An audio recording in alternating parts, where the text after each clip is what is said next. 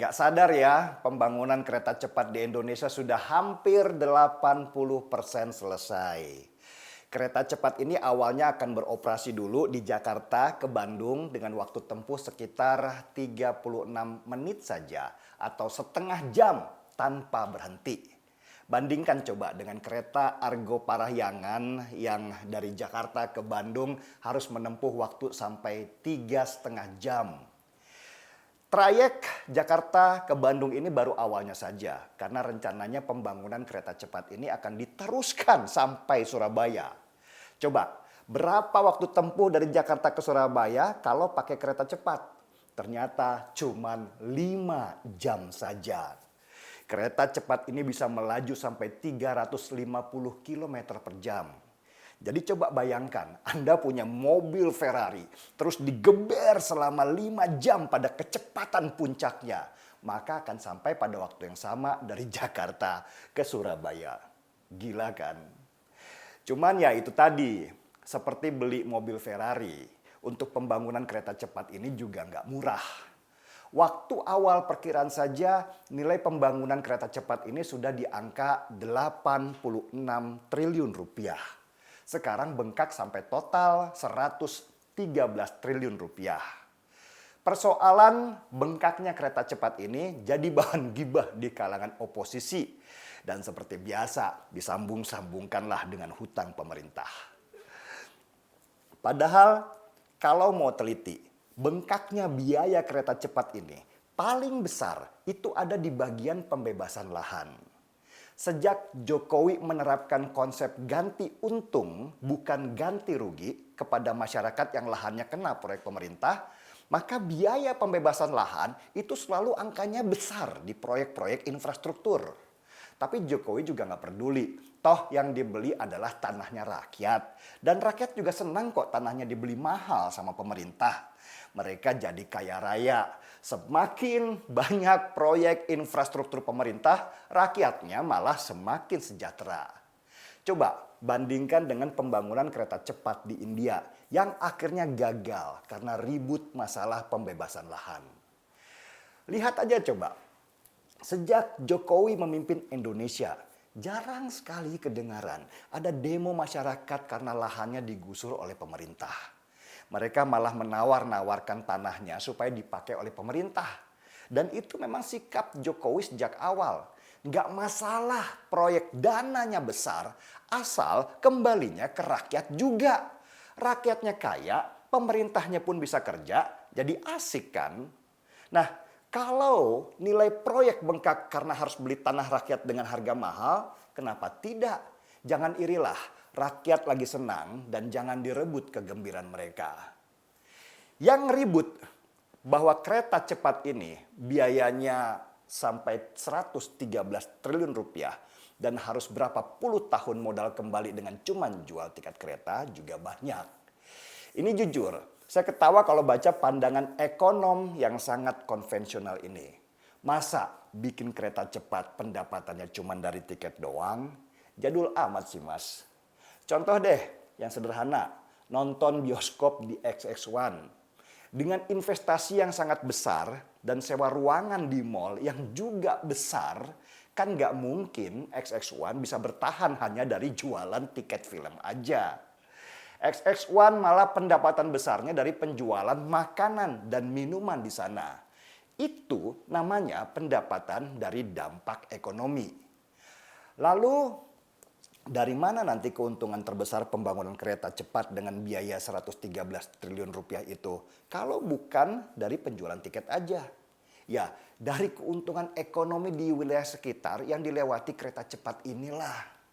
Sebagai catatan ya, kereta cepat Jakarta-Bandung ini akan melewati 5 stasiun untuk berhenti sebentar. Yaitu Stasiun Halim, Stasiun Karawang, Stasiun Walini, Stasiun Tegaluar, dan satu lagi Stasiun Padalarang. Nah, area-area di sekitar stasiun ini akan tumbuh ekonominya dengan dibangun komplek perumahan besar di sana. Jadi orang yang kerja di Jakarta nggak perlu lagi tinggal di Jakarta. Cukup naik kereta cepat 10 menit saja dari Karawang, mereka sudah sampai Jakarta. Dan pembangunan kompleks perumahan itu potensinya bisa puluhan triliun rupiah. Belum lagi berapa ratus ribu tenaga kerja yang terserap untuk pembangunan-pembangunan itu. Inilah yang disebut dampak ekonomi yang luas atau multiplier effect dari pembangunan kereta cepat ini. Itu baru dampak ekonomi kecil. Loh, apa sih dampak ekonomi yang paling besar? Jelas dong, masuknya investasi asing. Kalau kereta cepat ini jadi, maka Indonesia akan dilirik dunia internasional sebagai negara yang beradaptasi dengan teknologi tinggi. Sebagai catatan kita ya, Indonesia adalah negara pertama di Asia Tenggara yang punya kereta cepat. Dan kemajuan Indonesia ini akan dilirik investor asing sebagai bentuk keamanan mereka berinvestasi di sini. Ibaratnya, kalau Indonesia berhasil bangun kereta cepat dengan sangat smooth, tanpa keributan, maka investasi di Indonesia akan juga aman. Ini memang masalah citra yang harus dibangun supaya negeri ini tampak cantik dan orang luar mau investasi. Dan untuk membangun kereta cepat ini dibutuhkan keberanian tingkat tinggi. Kita yang harus bersyukur. Jokowi adalah presiden yang berani mengambil resiko super tinggi untuk menarik minat investasi asing. Buat Jokowi, semakin cepat infrastruktur dibangun, maka biaya operasional juga akan semakin murah. Coba bayangkan, kereta cepat ini juga akan membawa barang. Dengan waktu tempuh Jakarta-Bandung hanya setengah jam, maka lalu lintas barang juga akan semakin cepat dan pastinya semakin murah. Kereta cepat bukan hanya bawa penumpang, tetapi juga barang-barang jualan. Nah, kalau sudah begini, negara mana sih yang tidak tertarik dengan Indonesia yang semakin seksi? Pada akhirnya, ketika kita menghitung banyak pendapatan di luar penjualan tiket saja, maka investasi senilai 113 triliun rupiah itu akan jadi semakin kecil. Ketika potensi pendapatannya bisa sampai ribuan triliun rupiah. Itu baru Jakarta ke Bandung.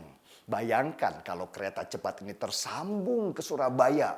Multiplier efeknya bisa luar biasa dan banyak kota-kota baru tumbuh di sekitar stasiun pemberhentian kereta.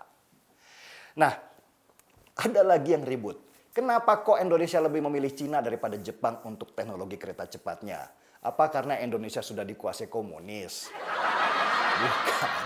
Ini sebenarnya hanyalah masalah proposal aja. Jepang meskipun harganya lebih murah, tapi dia minta jaminan pemerintah. Jokowi nggak mau, pemerintah Indonesia nggak mau jamin apa-apa. Istilah sederhananya begini, kalau mau invest ya invest aja. Kalau nanti rugi, ya tanggung sendiri. Jangan salahkan pemerintah. Karena itulah awalnya Jokowi meminta proyek kereta cepat ini konsepnya B2B atau business to business. Bukan B2G atau business to government. Selain itu Jepang juga nggak mau transfer teknologi kereta cepatnya. Mereka maunya Indonesia tinggal pakai aja. Nah ini yang Indonesia nggak mau. Indonesia ingin Jepang transfer teknologi mereka. Indonesia nggak mau dijajah Jepang dalam teknologi kereta cepat. Karena kelak negeri ini ingin bisa membuat kereta cepat sendiri dengan kecepatan yang lebih gila. Orang kita itu pinter-pinter kok. Masa cuma disuruh jadi pekerja kasar doang? Sorry ya. Nah, Cina melihat kesempatan ini kalau Indonesia ingin menentukan nasibnya sendiri. Maka mereka memberikan proposal kalau kereta cepat akan dibangun dengan konsep bisnis. Selain itu, mereka akan transfer teknologi mereka. Buat Cina, transfer teknologi nggak ada masalah. Toh, teknologi di negara mereka terus diperbaharui.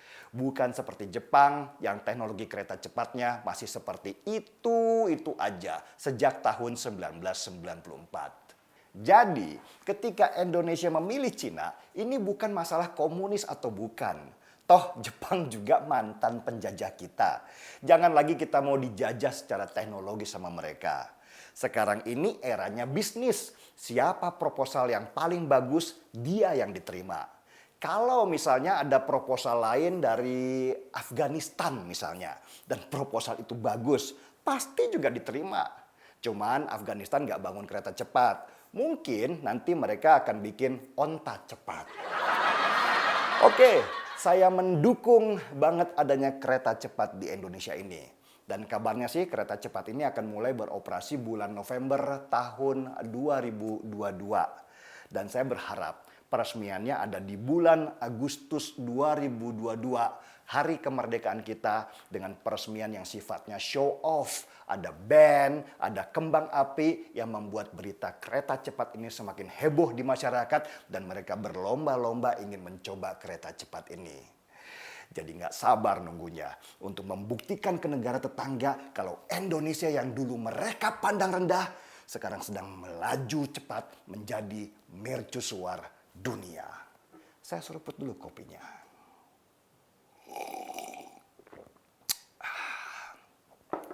Markipat, mari kita dukung kereta cepat. Saya Denny Siregar, kita di acara Timeline.